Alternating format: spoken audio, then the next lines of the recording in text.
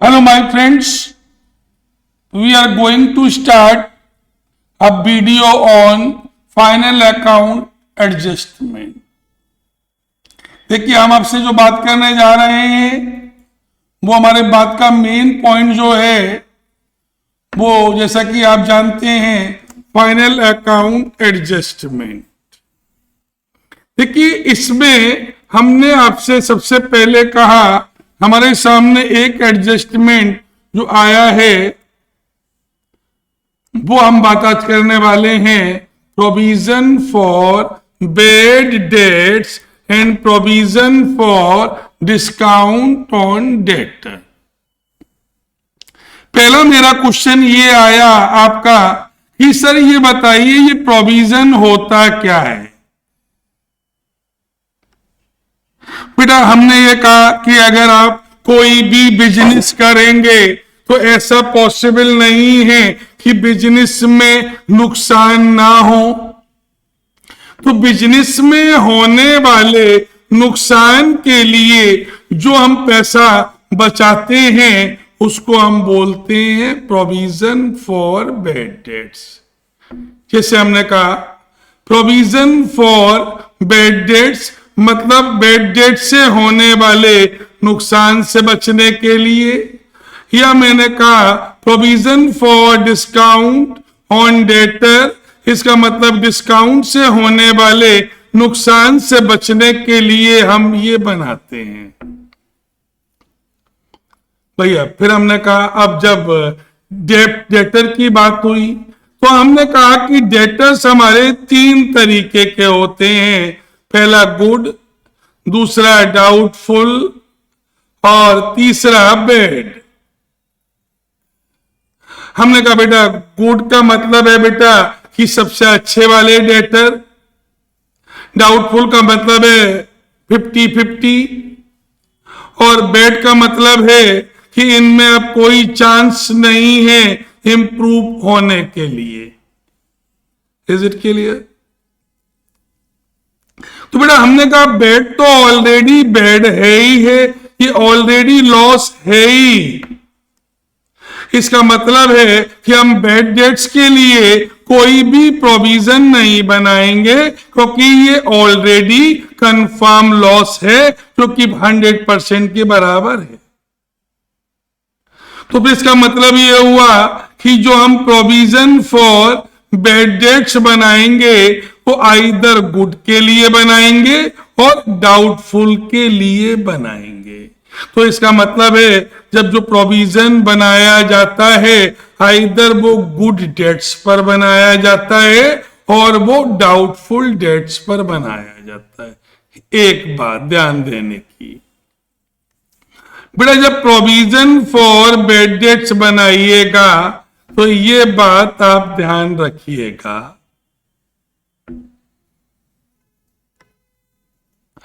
कि भैया कि प्रोविजन फॉर बैड डेट्स ये सबसे लास्ट में बनाया जाता है, मतलब सेकंड लास्ट में। इसके बाद एक मैनेजर कमीशन और आता है, उससे पहले बनाया जाता है। क्यों? तो हमने कहा क्योंकि अगर जितने भी एडजस्टमेंट ऐसे हैं जो डेटर को बढ़ाने या गिराने वाले हैं तो उनको पहले एडजस्ट करिए तब ये बनाया जाएगा। Is it clear? अच्छा, अब हमने आपके सामने ये उठाया ट्रायल बैलेंस। ये हमारे सामने एक ट्रायल बैलेंस दिया है।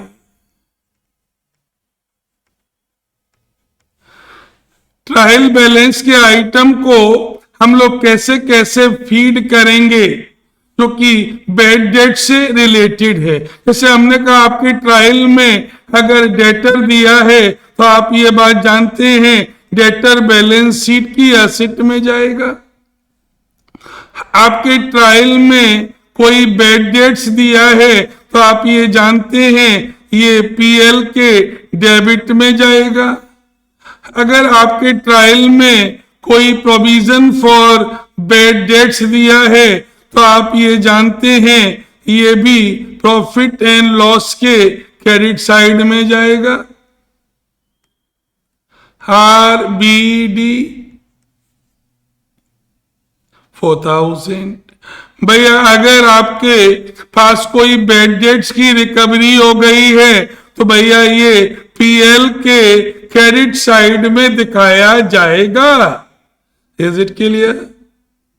भैया अगर ट्रायल में कोई डेटर दिए हैं तो बैलेंस शीट की एसेट साइड में, ट्रायल में कोई बैड डेट्स दिए हैं प्रॉफिट एंड लॉस के डेबिट में, ट्रायल में कोई प्रोविजन फॉर बैड डेट्स दिया गया है तो भैया ये प्रॉफिट एंड लॉस के क्रेडिट में, ट्रायल में अगर कोई बैड डेट्स रिकवरी दी गई है तो भैया ये भी कहा जाएगा, प्रॉफिट एंड लॉस के क्रेडिट साइड में जाएगा। Is it clear? अब हमने आपके सामने एक क्वेश्चन बना लिया। भैया ये ट्रायल में दिए गए हैं और ये एडजस्टमेंट दिए गए। तो हमने कहा कि अगर ट्रायल में दिए हैं तो हम कैसे कैसे करें, तो हमने कहा इसके लिए एक हमने P&L अकाउंट बना लिया,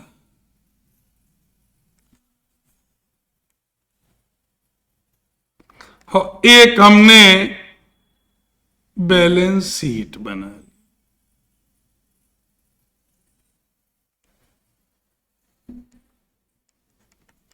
भैया ये जैसा कि आपके ट्रायल में डेटर दिए गए हैं, भैया ट्रायल में अगर कोई डेटर दिया है तो वो बैलेंस शीट की एसेट साइड में इनर कॉलम में जाएगा।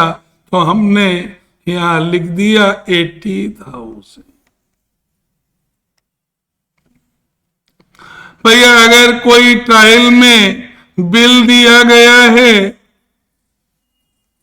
बिल्स रिसीवेबल, तो भैया ये भी बैलेंस शीट की एसेट में ही जाएगा। हमने ये भी लिख दिया। भैया अगर ट्रायल में कोई बैड डेट्स दिया गया है तो भैया वो पीएल के डेबिट में जाएगा। हमने ये भी लिख दिया भैया। भैया अब अगर ट्रायल के क्रेडिट में प्रोविजन फॉर बैड डेट्स दिया है तो भैया ये पीएल के क्रेडिट में जाएगा। हमने ये भी दिखा दिया 4,000। भैया ट्रायल में अगर कोई बैड डेट से रिकवरी हुई है तो भैया ये भी प्रॉफिट एंड लॉस में जाएगा, और हमने ये भी दिखा दिया। अब हमने एक एक कर कर एडजस्टमेंट उठाना चालू किया। तो पहली एडजस्टमेंट हमने उठाई कि बिल बाउंस हो गया। जब बेटा बिल बाउंस होगा तो हम एंट्री करेंगे डेटर डेबिट टू BR, मतलब हम डेटर को डेबिट कर रहे हैं, मतलब हम डेटर को बढ़ा रहे हैं और BR को कम कर रहे हैं। तो रिजल्टिंग हमने डेटर में 5,000 प्लस कर दिया और BR में बिल्स रिसीवेबल में 5,000 हमने माइनस कर दिया। Is it clear? तो डबल इफेक्ट हो गया। अच्छा, अब हमारा फर्दर बैड डेट्स हुआ। इसका मतलब जो पहले से बैड डेट्स दिया था ट्रायल में, उसके बाद और एक एक्स्ट्रा बैड डेट्स हुआ। तो बेटा फर्दर बैड डेट्स में बढ़ा दिया जाएगा और इसको डेटर में से माइनस कर दिया जाएगा फर्दर बैड डेट्स के नाम से।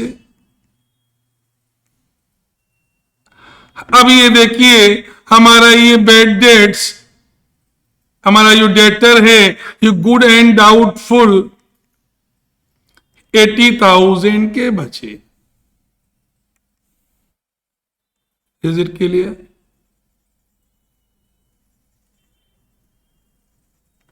भैया फिर हमने एक अगला एडजस्टमेंट देखा कि डेटर पर बनाना है 5% प्रोविजन। तो हमारे 80,000 के डेटर हैं, इन पर बनाना है 5% प्रोविजन। तो ये RBD 5% अगर हम कर दें तो 80,000 का 5% 4,000 हो गया। बेटा ये यहां आ गया और यहां पर न्यू प्रोविजन की जगह पर आ गया।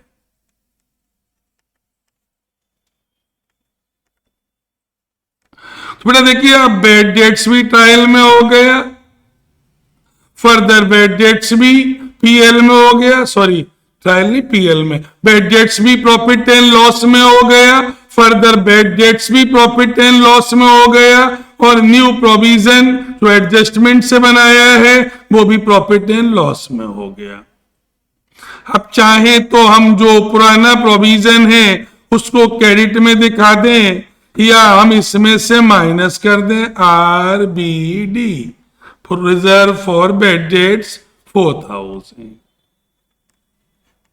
बात एक ही है बेटा।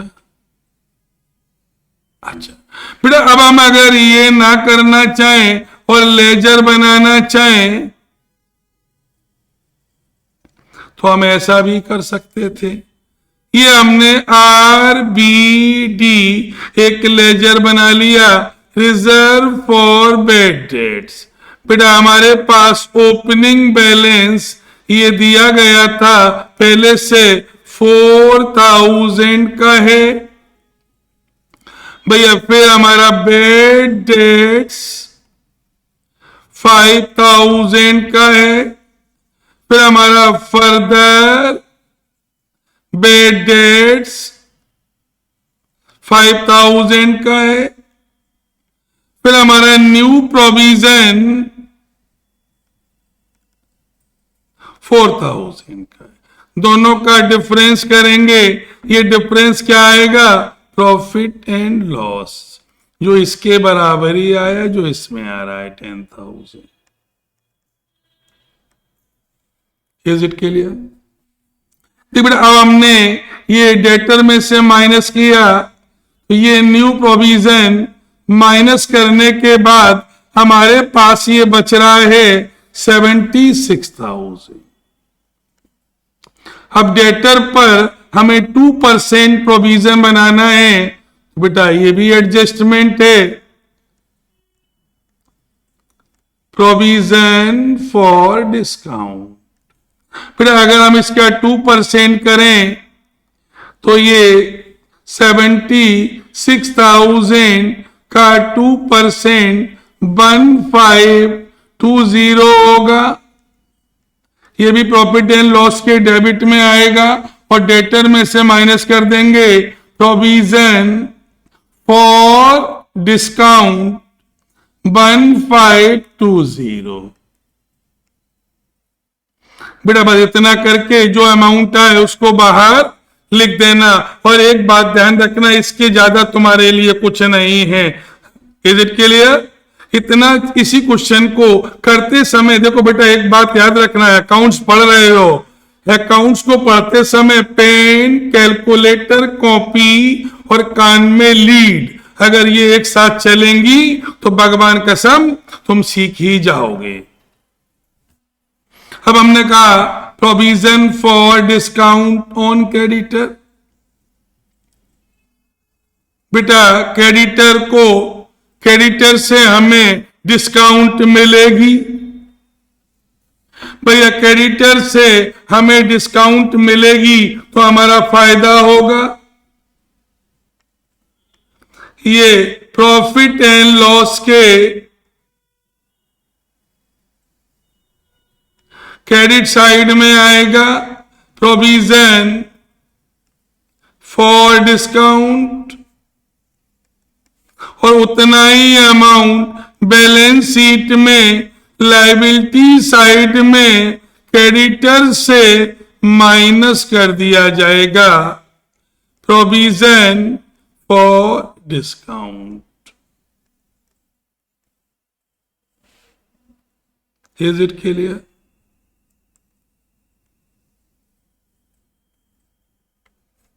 भैया हमने कहा हमारा अगला एडजस्टमेंट मैनेजर कमीशन। बेटा हमने ये कहा कि एक मैनेजर को कमीशन, यहां हम आपसे जो बात कर रहे हैं वो ऑन प्रॉफिट कर रहे हैं। तो बेटा इसको करने से पहले आपको एक प्रॉफिट एंड लॉस अकाउंट बनाना पड़ेगा और प्रॉफिट एंड लॉस अकाउंट में आपको निकालना पड़ेगा नेट प्रॉफिट बिफोर कमीशन। निकाल लिया। अब बेटा दो बातें आएंगी, हमारा कॉन्सेप्ट सीखिए, एक है और एक होगा। बेटा 11th में तो लिखा होगा बिफोर चार्जिंग और आफ्टर चार्जिंग, बट ये बड़ी क्लासेस में लिखा नहीं होगा। तो बेटा हमने ये कहा अब आप अंग्रेजी पढ़िएगा, उसका मतलब निकल रहा है। जैसे मैंने कहा मैनेजर को 5% कमीशन दिया जाएगा नेट प्रॉफिट का, जो मैनेजर के कमीशन को माइनस करने से पहले है। मैनेजर के कमीशन को माइनस करने से पहले जो है प्रॉफिट उसका। तो बेटा जब है का केस लगे तो आप क्या करेंगे, ये प्रॉफिट जो आया है, profit net profit before commission into percentage upon 100 कर देंगे। और जब बेटा आफ्टर लिखा दिखाई दे या सेंटेंस की लैंग्वेज होगा कि निकले, ऐसे मैनेजर को कमीशन दिया जाएगा उस प्रॉफिट का जो मैनेजर के कमीशन माइनस करने के बाद होगा, आफ्टर चार्जिंग मैनेजर कमीशन। तो हमारा फार्मूला चेंज हो जाएगा। क्या हो जाएगा, net profit before commission into percentage upon 100 plus percentage. Is it clear? Is it clear? अच्छा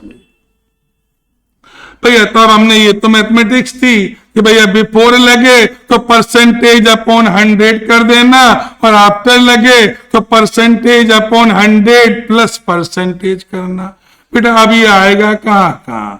बेटा ये पीएल के डेबिट में आएगा मैनेजर कमीशन के नाम से, और उतना ही अमाउंट बैलेंस शीट में लायबिलिटी में आ जाएगा मैनेजर कमीशन के नाम से। Is it clear? Is it clear भैया? भैया अब हमने आपसे कहा अगला, हमने आपसे कहा कुछ हमारे हिडन एडजस्टमेंट होते हैं। बेटा ऐसे एडजस्टमेंट जो कहीं से दिख ही नहीं रहे हो बट वो एडजस्टमेंट है। भैया हमने ये आपसे कहा कि मान लीजिए बैलेंस शीट में आपको दिया गया है, हमने एक क्वेश्चन बना लिया हिडन एडजस्टमेंट। बेटा ऐसे एडजस्टमेंट जो हमें दिख ही नहीं रहे हैं बट वो हमारे एडजस्टमेंट बन बैठे, उनको हम क्या बोलते हैं बेटा, हिडन एडजस्टमेंट। जैसे मान लीजिए बैलेंस शीट में आपको दिया गया है क्या, इन्वेस्टमेंट,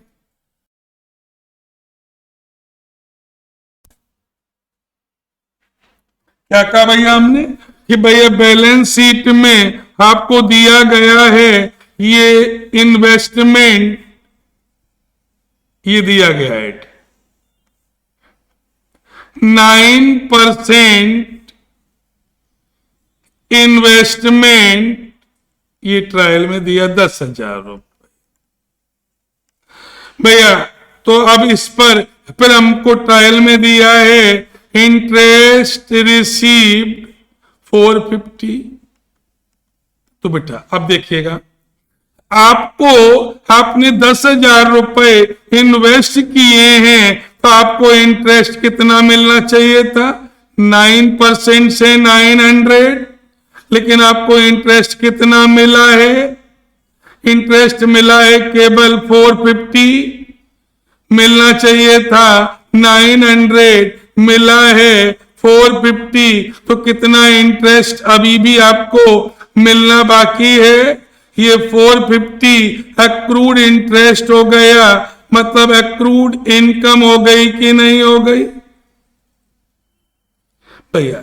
फिर दूसरा हमने कहा आपके सामने बैंक लोन दिया है 10% के रेट से। मान लीजिए लोन लायबिलिटी है, क्रेडिट में 10,000 दिया है तो इसका इंटरेस्ट पेड दिया गया है 600। तो बेटा अगर आपने 10,000 का लोन लिया है तो 10,000 का 10% आपका 1,000 का इंटरेस्ट बनना चाहिए था, लेकिन आपने इंटरेस्ट कितना पे किया है? 600। तो कितना इंटरेस्ट अभी भी आपको देना बाकी है? That is 400। ये क्या कहलाएगा? Outstanding interest.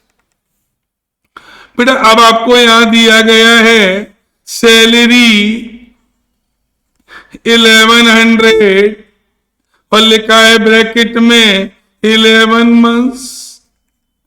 इसका मतलब हुआ अभी आपने 11 महीने की सैलरी दी है तो कितने की सैलरी अभी भी बाकी है? 11 मंथ्स की 1100 है तो 1 मंथ्स की 100 सैलरी क्या कहलाएगी? आउटस्टैंडिंग सैलरी कहलाएगी कि नहीं कहलाएगी भैया? बिल्कुल भैया। अब आपने मान लीजिए रेंट दिया है 50 वीक का दिया है 50,000। एक साल में 52 वीक होते हैं तो 50,000 दिया है 50 वीक का, तो इसका मतलब ये हुआ 2 वीक का ये 2,000 अभी भी रेंट आउटस्टैंडिंग है कि नहीं है? इनको हम लोग हिडन एडजस्टमेंट के नाम से जानते हैं। तो भैया अगर हमारा ये चैनल आपको पसंद आ रहा हो और कुछ सीख रहे हो तो प्लीज लोगों को बताइएगा, है ना। और नहीं अच्छा लग रहा हो तो भैया मत बताइएगा। दूसरी बात है, पढ़ते समय एक बात ध्यान रखें, पेन, कैलकुलेटर और कॉपी, पेन, कैलकुलेटर और कॉपी। मेरा मोबाइल नंबर 9450022814। कुछ भी जानना हो, I am ready all time. Okay, thank you, bye.